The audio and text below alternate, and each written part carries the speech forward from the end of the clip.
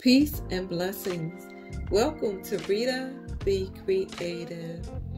In today's video, as part of our walk-in closet series, we install the QuickStep Studio water-resistant laminate flooring, which is sold exclusively at Lowe's. So let's get started. This video is not sponsored. Check the description box below for more information. This beautiful flooring has a tongue and groove locking system, which locks the shorter tongue into the larger groove. It also has a convenient built-in padding with the option of adding an additional underlayment. Check the warranty for details. Following the step-by-step instruction manual, we open half of the boxes and stack them by color variations so that as we pull one plank from each pile during the install, we achieve a nice blend of shades and a mixture of colors over the entire floor. To start the install, cut off the left side tongue and the top tongue of the first plank. Each plank along the first row will also have the top tongue removed. We are using a jigsaw to make all special cuts. The blue painter's tape was added to avoid major chipping of the plank during the cuts. Some walls are not evenly squared. Therefore, it's suggested to start laying the flooring away from the wall. Lay your first plank and add a side spacer. Before installing the second plank, cut off 1/3 of the plank and 2/3 of the third plank. This will help give the flooring a staggered pattern. The locking system is activated using a rubber mallet and tapping block. At this time, it's suggested that you add some weight on the 3 installed planks to keep them from moving out of place. We will wait to add weight using the other boxes once the planks are pushed against the wall. In the meantime, I'm using my body weight as needed. Our fourth plank is connected to plank number 2. The fifth plank is installed on the first row connected to plank number 1. Remember, the entire first row will have the top tongue removed.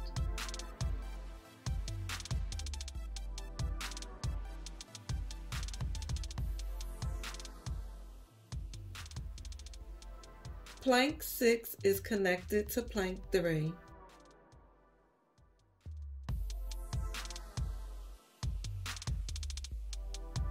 Planks 7 and 8 each start a new row. Now tap all the sides together.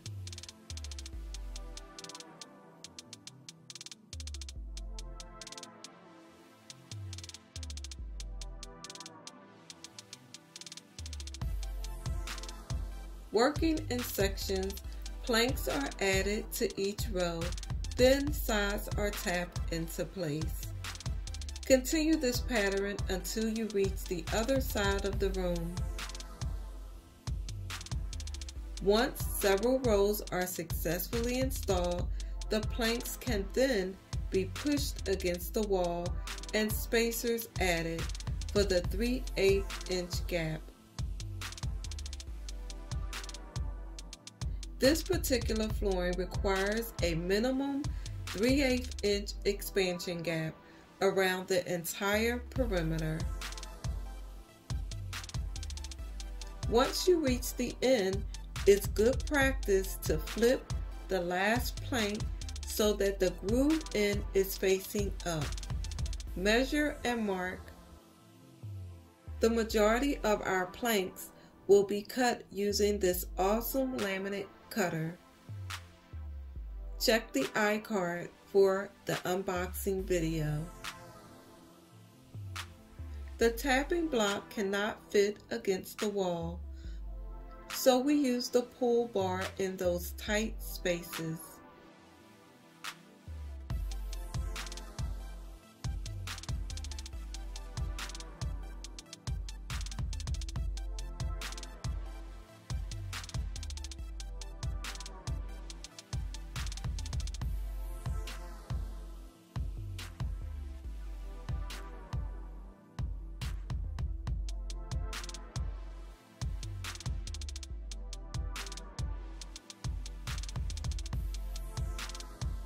At this point, you can repeat the pattern of the first 3 planks if you like that stair-step look, or you can install random size planks, which we chose to do. Whatever you decide, be mindful to leave a space of at least 12 inches away from each joint.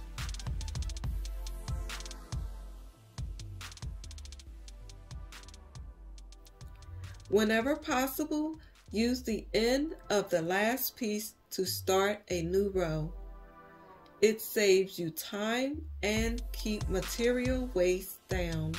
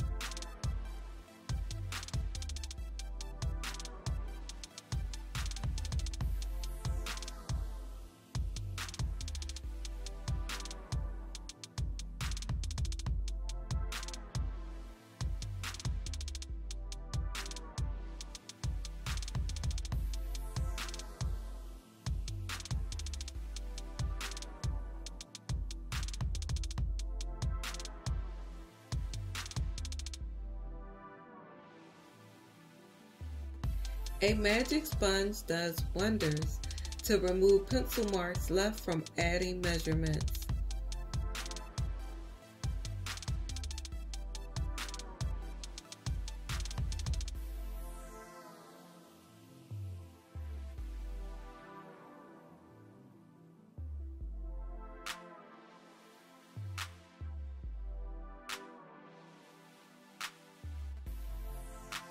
To make your flooring as strong as possible, make your cut using a whole plank to fit around corners.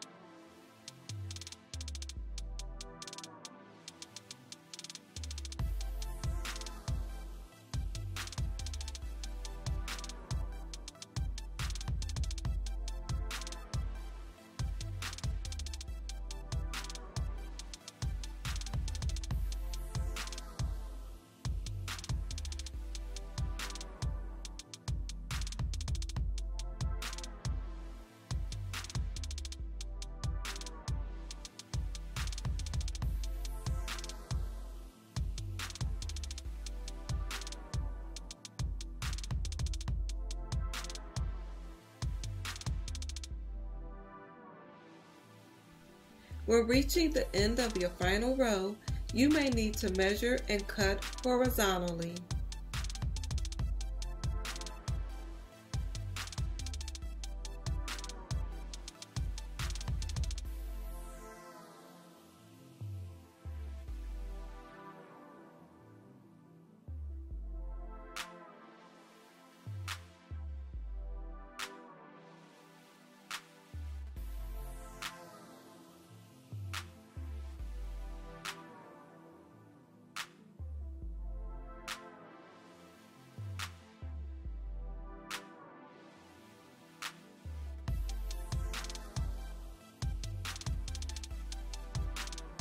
Again, check out our flooring playlist to see how to properly install baseboards, as well as the demonstration of how to apply the water-safe seal. Shoe molding was added to this section of the baseboard only. Our closet system will be installed flush against the wall, and the shoe molding will be in the way.